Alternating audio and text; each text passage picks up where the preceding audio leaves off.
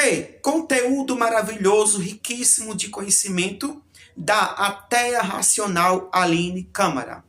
Mas só irei mostrar um pequeno recorte do vídeo, onde ela trabalha o conteúdo da chamada janela 4x14, que é uma ideologia doutrinária arquitetada por vertentes religiosas cristãs, com o objetivo de levar até as escolas e também onde já é executada dentro das próprias igrejas. O campo mais frutífero do mundo. Mais uma vez, repara na linguagem que eles usam. Campo frutífero. A criança deixa de ser vista apenas como uma pessoa em desenvolvimento e passa a ser tratada como um terreno onde a religião pode plantar qualquer coisa antes que outras ideias tenham chance de brotar. E tem mais. O próprio material diz que as pessoas pobres, exploradas e com a vida abalada costumam ser mais receptivas ao evangelho. Depois afirma que nenhum grupo tem a vida tão abalada pela pobreza quanto crianças e jovens. Você percebe o tamanho dessa admissão? O texto também diz que as crianças podem funcionar como portas de entrada para alcançar o grupo ao qual pertencem. Ou seja, a criança não é somente o alvo, ela também é o caminho até a família. E eu reconheço essa realidade porque eu fui a primeira a ser levada aos 7 anos de idade pela minha avó. E depois, com a minha insistência, os meus pais acabaram se batizando na igreja. E o documento é tão direto quanto a doutrinação que afirma que programas de assistência infantil estão entre as maneiras mais rápidas de doutrinar e fazer as igrejas crescerem. E para piorar, os próprios documentos fazem a ligação com o poder político. O material fala sobre o papel histórico das escolas cristãs na formação de lideranças e pergunta de forma completamente aberta como o movimento vai formar a próxima geração de líderes da igreja e da política. Entende onde eles estão querendo chegar? A janela 4x14 nunca foi só sobre fazer uma criança cantar música de Jesus e ir se destruindo até chegar na fase adulta. É sobre formar um adulto que vai defender a Bíblia dentro da escola, o adulto que vai achar normal um pastor mandar no voto da igreja, o adulto que vai tratar assuntos da Constituição pela ótica bíblica, como pecado, como moral, como a gente tem visto por aí. O adulto que vai acreditar que uma autoridade escolhida por Deus pode ficar acima das leis e da própria democracia. E anos depois, no encontro mundial da janela 4x14, em 2008, a mensagem ficou ainda mais clara. Um dos líderes afirmou que se o cristianismo não alcançar essa geração, não haverá futuro para o cristianismo. Olha só o absurdo dessa confissão. O futuro da suposta verdade absoluta bíblica depende de alcançar a próxima geração enquanto ela ainda é impressionável, enquanto ela ainda é imatura, é inocente. Nesse mesmo encontro, crianças foram apresentadas como os principais agentes missionários do século XXI. Primeiro, a criança é o campo mais fértil. Depois, ela se torna missionária, usando essa criança para levar a crença até os colegas, a família, a escola, na comunidade. E é assim que o sistema cristão se reproduz sem precisar convencer cada adulto do zero. Ele cria a criança cristã, cerca essa criança de outras crianças cristãs, controla aquilo que ela pode pensar, ouvir, falar, e quando essa pessoa cresce, ela não sente que recebeu uma ideologia, ela sente que aquela é a realidade, que essa é quem ela é, que esse sempre foi o plano de Deus para a vida dela, desde a infância. Antonio Gramsci, filósofo italiano, desenvolveu o conceito de hegemonia cultural. E hegemonia não é dominação pela força. Hegemonia é justamente quando o sistema de poder consegue se instalar como senso comum, como uma verdade natural. Você não questiona o crucifixo na parede do tribunal público. Você não questiona o nome de Deus impresso na moeda do país. Você também não questiona os feriados cristãos no calendário de um país com constituição secular. E nem é porque você concordou com isso, mas porque você foi formado dentro de um sistema que instalou essas presenças muito antes que você pudesse perguntar se elas deveriam estar ali ou se foi algum tipo de escolha popular.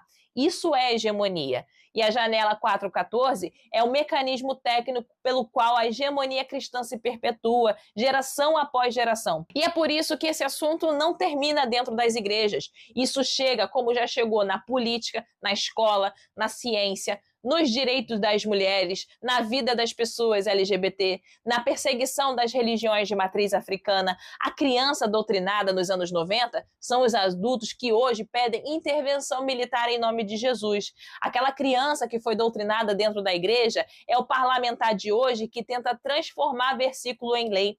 A criança doutrinada lá nos anos 90 é o eleitor que não analisa a proposta, que não analisa ali a competência ou compromisso democrático de um candidato, porque basta o candidato dizer homem de Deus que já é o suficiente para ele. E o nosso erro hoje, como pessoas conscientes, é olhar para esse adulto e pensar que ele chegou sozinho a essas conclusões. Ele não chegou. A mente que hoje aceita um líder fascista foi treinada durante anos para acreditar que obediência é a maior virtude que uma pessoa pode ter, que Deus tem planos melhores que o planejamento humano, que o mundo está dividido entre os escolhidos e os inimigos, que uma autoridade superior pode punir qualquer pessoa que se recuse a obedecer. O bolsonarismo fascista que nós temos que derrotar hoje não inventou essa estrutura. Ele encontrou milhões de pessoas que já tinham sido preparadas por ela dentro das igrejas cristãs há décadas atrás.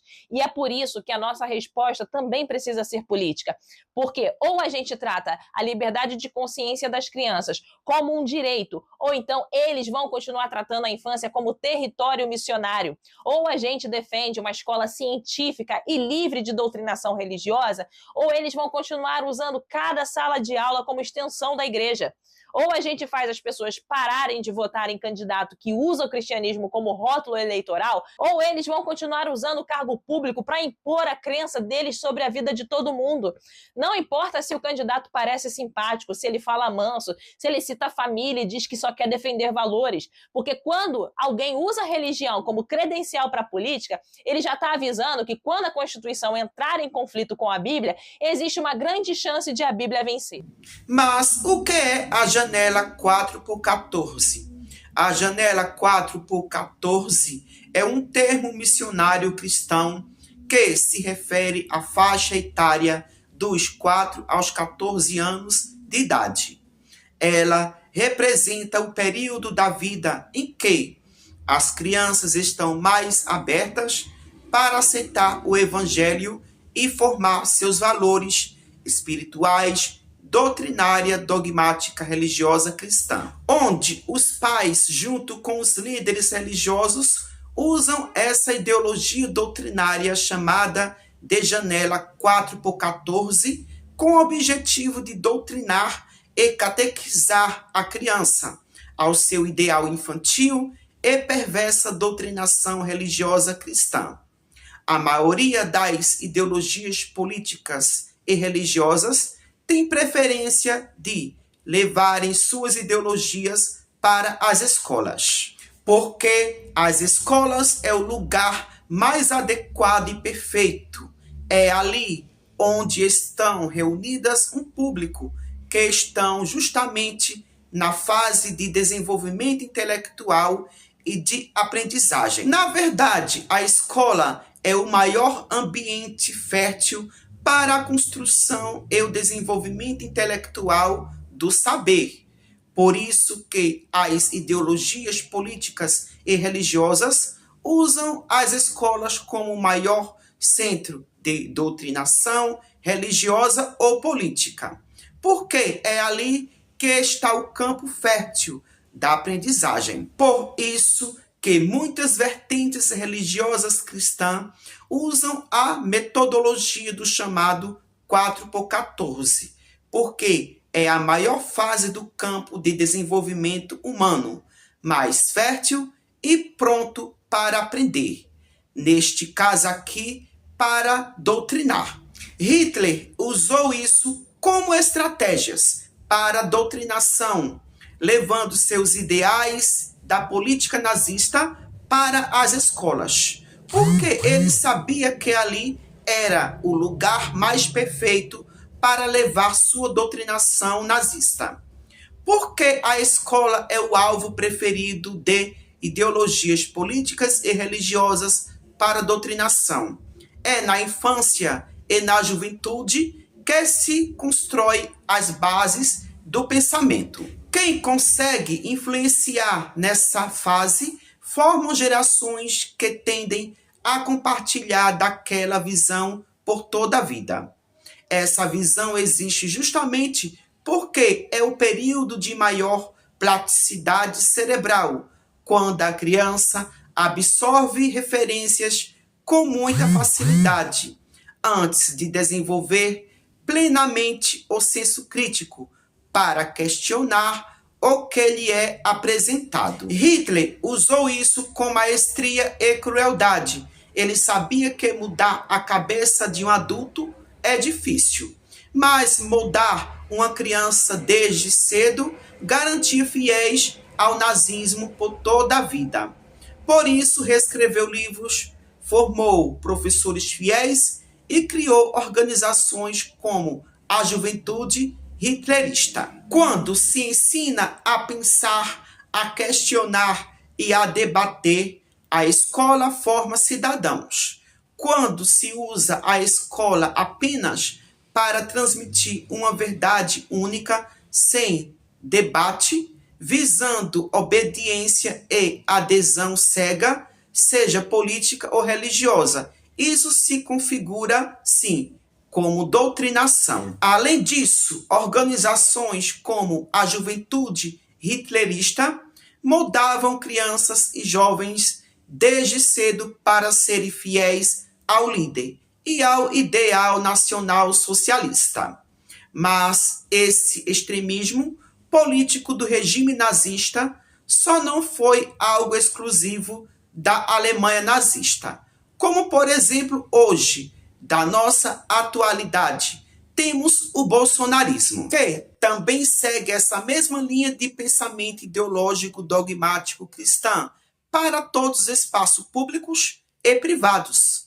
Hitler também levou a sua ideologia nazista para as igrejas, para a religião, mas teve igrejas que resistiu à sua imposição a aderir o nazismo à religião, mas também como teve igrejas cristãs que se aderiu ao regime nazista.